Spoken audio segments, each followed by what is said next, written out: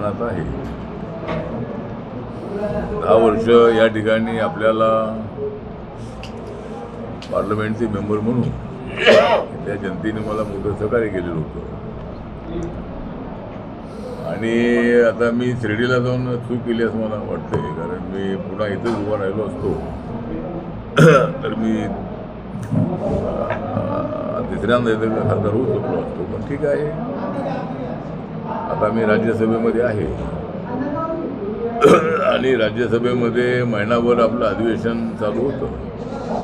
तर आपल्याला माहीत आहे की एक मान्सून सेशन जे आहे, हिवाळी अधिवेशन पार्लमेंटचं झालं आणि या अधिवेशनामध्ये विरोधकांनी मोठ्या प्रमाणामध्ये गोंधळ घातला आणि अजिबात यावेळेला काम होऊ दिलं नाही. जनतेचा पैसा बर्बाद करण्याचा प्रयत्न त्या ठिकाणी झाला.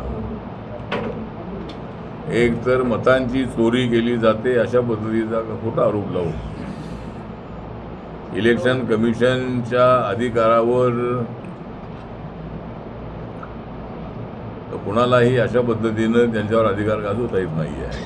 सरकारला सुद्धा इलेक्शन कमिशनची बॉडी वेगळी स्वतंत्र असल्यामुळं सरकारलाही त्यांच्याबरोबर काय असं सरकार म्हणून त्या ठिकाणी काय त्यांच्यावर बंधन किंवा काय करू शकत नाही. पक्ष म्हणून त्यांच्याशी आपण चर्चा करू शकतो. आणि इलेक्शन कमिशननी बिहारच्या निवडणुकीच्यासाठीच नव्हे, सर्व देशामध्ये ज्या ज्या राज्यात निवडणुका होतील, विधानसभेच्या, त्यानंतर स्थानिक स्वराज्य संस्थांच्या असतील किंवा लोकसभेच्या असतील, त्यावेळेला जे मतदार डेथ झालेला आहे, मृत झालेले आहे, अशा लोकांची नावं काढून टाकण्याचा प्रयत्न इलेक्शन कमिशनचा आहे. त्याचबरोबर एकच मतदार 2 ठिकाणी 3 ठिकाणी मतदान करत असेल तर ते सुद्धा त्याचं मतदान इलिगल आहे आणि त्यामुळं त्याला एका ठिकाणी कुठे मतदान करण्याचा अधिकार आहे. जसं आता मुंबईमध्ये सर्व देशातले लोक मुंबईमध्ये राहतात आणि अनेक लोकांचं जे मतदान आहे ते UPमध्ये आहे, बिहारमध्ये आहे, त्यांच्या राज्यामध्ये आहे आणि मुंबईमध्ये राहत असल्यामुळे त्यांचं महाराष्ट्रामध्ये त्यांचं मतदान आहे. म्हणून त्याची चौकशी करण्यासाठी इलेक्शन कमिशननी काय बंधनं टाकलेली आहे आणि त्याचा तोटा फक्त विरोधकांचा असं आम्हालाही आहे. आम्हाला मतदान करणारे मतदार त्यामध्ये जे पेपर देणार नाही, जन्माचा दाखला आहे, बाकीचे जे काही पुरावे आहेत ते त्यांनी दिले नाहीत तर त्यांचं नाव मतदार यादीत जात नाही आहे.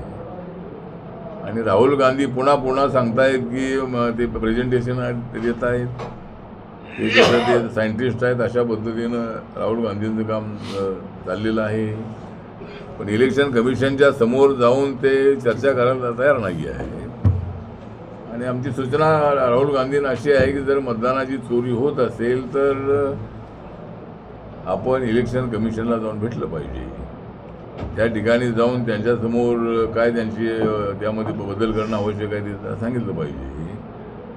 आणि असं न सांगता फक्त इलेक्शन कमिशन मोर्चा काढायचा, रोज कोणाला प्रेझेंटेशन द्यायचं, हे बरोबर नाही आहे. त्यामुळं मला असं वाटतं की इलेक्शन कमिशन इंडिपेंडंट आहे. ते काय भाजपचं इलेक्शन कमिशन नाही आहे, ते नरेंद्र मोदींच्या सरकारचं इलेक्शन कमिशन नाही आहे, ते सगळ्या पक्षांचं इलेक्शन कमिशन आहे. सगळ्या पक्षांच्या फक्त निवडणुका घेण्यासाठी, मतदार यादी बनवण्यासाठी, मतदारांची चोरी होऊ नये यासाठी आणि बोगस मतदान होऊ नये यासाठी निर्णय घेण्याचा पूर्ण अधिकार इलेक्शन कमिशनला आहे. आणि म्हणून राहुल गांधी जे काय सातत्यानं आरोप करतायत ते चुकीचं आहे. आणि आता लोकसभेमध्ये संविधानाचा मुद्दा चालला. लोकसभेमध्ये संविधानामुळं आमचं मोठं नुकसान झालं. 400पर्यंत जागा येतील अशी आमची अपेक्षा होती, पण 400पर्यंत जागा आल्या नाही. आणि आम्ही जनतेचा कौल मान्य केलेला आहे. आम्ही काय त्यामध्ये इलेक्शन कमिशनने असं केलं किंवा मतदारांनी काय असं केलं असं आम्ही म्हटलेलं नाही आहे. आम्हाला जागा, BJPला जागा 2014मध्ये 282 जागा मिळाल्या होत्या. 2019मध्ये 303 जागा मिळाल्या होत्या. आणि यावेळेला NDAसह BJPला 350पर्यंत आणि NDA अशा 400पर्यंत जागा येतील अशी आमची अपेक्षा होती. पण महाराष्ट्रामध्ये, उत्तर प्रदेशमध्ये, वेस्ट बेंगॉलमध्ये आमचं मोठ्या प्रमाणामध्ये नुकसान झालं आणि त्यामुळं आणि संविधान कदाचित बदललं जातं की काय अशी शंका मतदारांच्या मनामध्ये तयार करण्यामध्ये विरोधकांना यश आलं.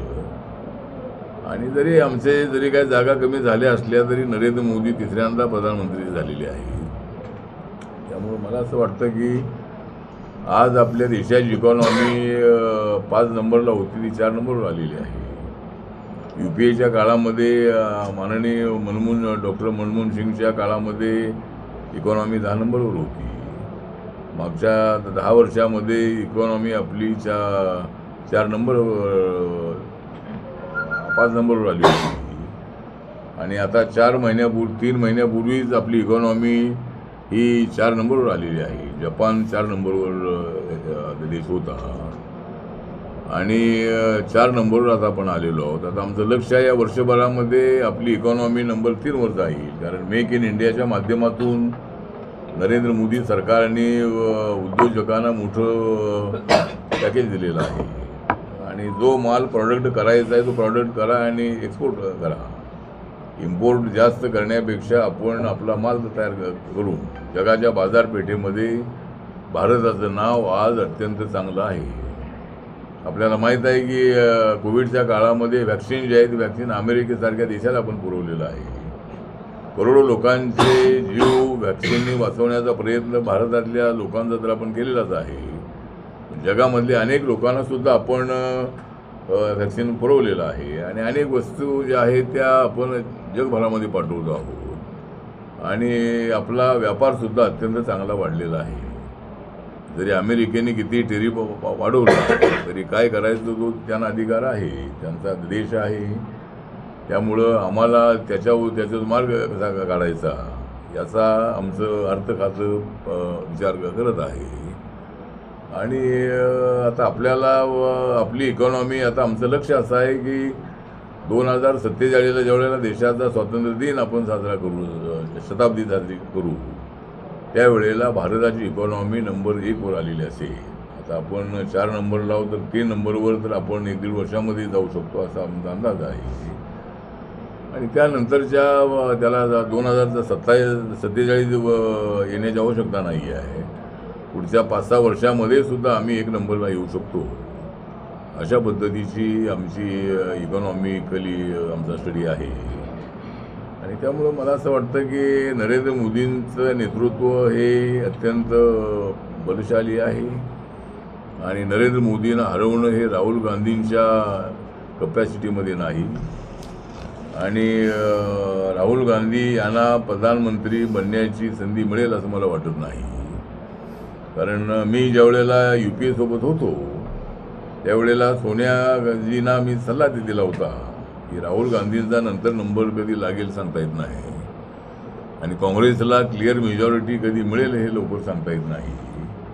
तर आता तुम्हाला तुमचं सरकार, आपलं सरकार आहे, UPA सरकार आहे, आम्ही तुमच्यासोबत आहोत. तर आपण 5 वर्ष मनमोहन सिंगजी राहिल्यानंतर एक तर त्यावेळेला माझी भूमिका अशी होती की पुढच्या 5 वर्षामध्ये शरद पवारांना पंतप्रधान बनवायला पाहिजे होतं. पण शरद पवार साहेबांना काही त्यावेळेला पंतप्रधान बनवण्यात आलं नाही. आणि त्याचं कारण हे आहे की शरद पवार हे काँग्रेसमध्ये नव्हते. शरद पवार यांनाही मी एकदा सल्ला दिला होता की आपण काँग्रेसमध्ये NCPला विन करणं अत्यंत आवश्यक आहे आणि सोनिया गांधींना भेटून आपण सांगणं आवश्यक आहे की मी पूर्णपणे आपल्यासोबत आलेलो आहे. मी फॉरेन ओरिजिनच्या मुद्द्यावर तुमच्याहून दूर गेलो होतो. पण त्यावेळेला माझं काय चुकलं असेल, काय झालं असेल, पण मी तुमच्यासोबत आहे. पण त्यावेळेला मी सोनियाजींना एकदा बोललो होतो की राहुल गांधींना 1-2-2.5 वर्षासाठी पंतप्रधान बनवा. त्यावेळेला तर काँग्रेसला असं वाटत होतं की आम्हाला भविष्यामध्ये मेजॉरिटी मिळेल, त्यावेळेला आम्ही बघू. तर ठीक आहे, तर आता काय होईल ते होईल. पण आता आमचं सरकार हे स्थिर सरकार आहे. आमच्या सरकारला कसलाही धोका नाही. आणि महाराष्ट्रामध्ये देवेंद्र फडणवीस यांच्या नेतृत्वाखालचं सरकार अत्यंत चांगल्या पद्धतीनं चालू आहे. फक्त सरकारकडं माझी मागणी ही आहे की आज मला भूम, परांडा, उस्मानाबाद या ठिकाणी काही लोक भेटले आणि त्यांनी मला निवेदन दिलेलं आहे की गो हत्याबंदीच्या कायद्याला आमचा विरोध नाही, पण गोवंश हत्याबंदीचा जो कायदा राज्य सरकारने केलेला आहे तर त्याबद्दल माझ्या पक्षाची भूमिका अशी आहे की, आणि मला काही शेतकऱ्यांनी निवेदन दिलेलं आहे आणि त्यांनी सांगितलं आहे की आमच्या भाकड जनावरांचं काय करायचं. पूर्वीच्या काळामध्ये भाकड जनावरं जी होती ती विकली जायची आणि गायीची हत्या करण्याचा विषय नाही, गो हत्याबंदीचा कायदा हेच आहे. पण बाकीच्या भाकड जनावरांच्यासाठी मात्र शेतकऱ्यांची अडचण झालेली आहे की चांगल्या जनावरांना सांभाळावं लागते आणि जे काय जे बैल किंवा इतर काम करत नाही आहेत त्यांनाही सांभाळण्याची पाळी आमच्यावर आलेली आहे.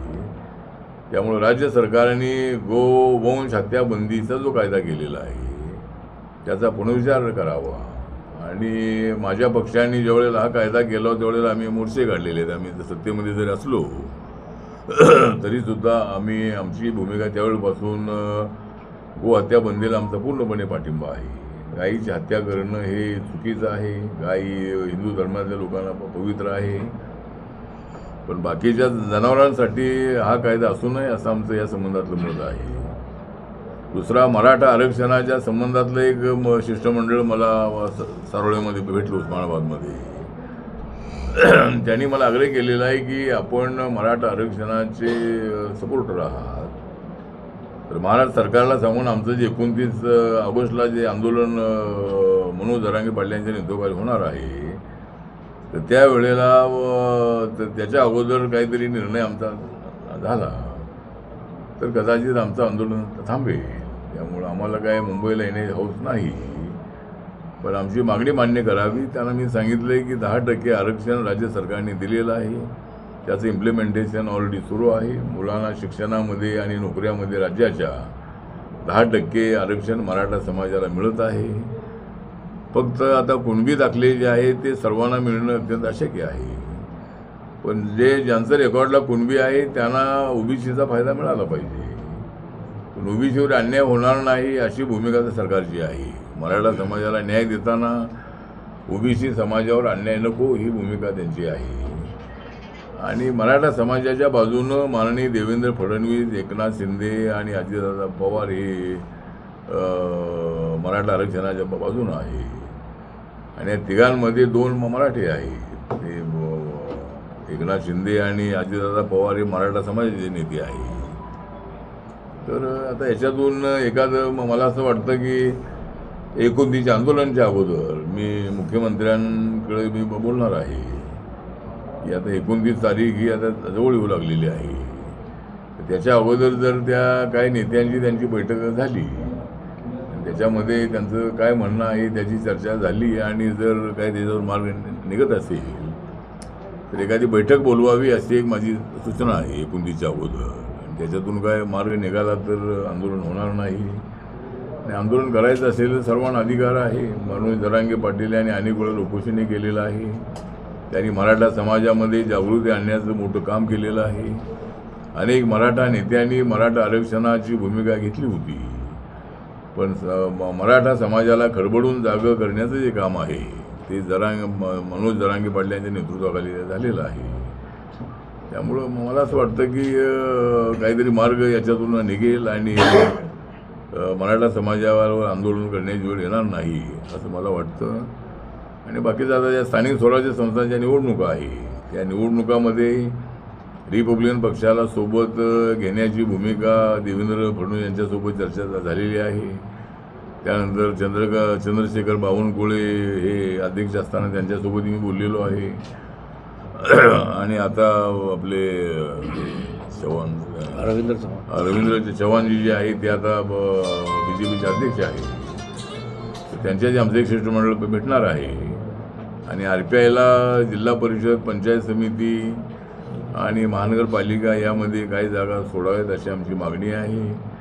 काही ऑप्शनच्या जागा असतील त्यामध्ये आमचा विचार व्हावा ही आमची सूचना आहे. आणि प्रत्येक जिल्ह्याला एक 4-5 जरी जिल्हा परिषद आणि 7-8 पंचायत समिती RPIला जर सोडाव्या अशा पद्धतीची आमची मागणी राहणार आहे. आणि लवकरच आमचं शिष्टमंडळ राजा सरोज यांच्या नेतृत्वाखाली रवींद्र चव्हाण जी यांना भेटणार आहे आणि आम्हाला सत्तेमध्ये सहभाग मिळाला पाहिजे अशी आमची भूमिका आहे. लोकसभेमध्ये एक विधेयक सादर झालेलं आहे. पंतप्रधान, मुख्यमंत्री, मंत्री यांना जर सलग 30 दिवसांचा कारावास भोगावा लागला तर त्यांची हकालपट्टी होईल किंवा त्यांच्यावर कारवाई होईल. कपिल सिब्बल आणि तृणमूल काँग्रेसने विरोध केला. त्यांच्यामध्ये हुकुमशाही किंवा मानवाधिकार कायद्याचं गदा आणण्याचं काम सरकारकडून सुरू आहे. नाही, मला वाटतं की या आरोपामध्ये बिलकुल तथ्य नाही. ते निरर्थक आरोप आहे. मानव अधिकाराचा विषय नाही आहे. विषय हाच आहे की जो एखादा व्यक्ती 1 महिनाभर जेलमध्ये गेला असेल आणि त्यामध्ये पंतप्रधान असेल, मुख्यमंत्री असेल, मंत्री असेल, कायद्यापेक्षा कुणी मोठा नाही. आणि एकदा जेलमध्ये गेलेल्या व्यक्तीने पुन्हा त्या पदावरती राहणं योग्य नाही. पण त्या लॉमध्ये हे सुद्धा उद्या होणार आहे. आता ते जॉईंट पार्लमेंटरी कमिटीकडं ते बिल पाठवलेलं आहे. पण जर आरोप ते सिद्ध झाले नाही तर पुन्हा त्या पदावर जाण्याचा अधिकार आहे असे त्यामध्ये आहे. आणि हे काही विरोधी पक्षासाठी केलं असं नाही. जास्त मुख्यमंत्री आमचे आहेत, प्रधानमंत्री आमचे आहेत, पूर्ण आम्हाला त्याचा तोटा आहे. त्यामुळं म्हणजे विरोधी पक्षांनी प्रत्येक विषयाचं राजकारण करू नये. आणि त्या बिलाच्या कॉपी फाडलेल्या आहे. तुम्ही किती जरी फाडण्याचा प्रयत्न केला तरी जोडण्याचं काम आम्ही करणारे लोक आहोत. आम्हाला तुम्ही जेवढं फाडायचं तेवढं फाडा, पुन्हा जोडण्याचं काम आम्हीच करणार आहोत. आणि जसं समाजालाही त्यांनी जोडण्याचं काम केलेलं आहे. राहुल गांधी यांनी पुन्हा संविधान दाखवून समाजामध्ये फूट पाडण्याचा प्रयत्न केलेला आहे.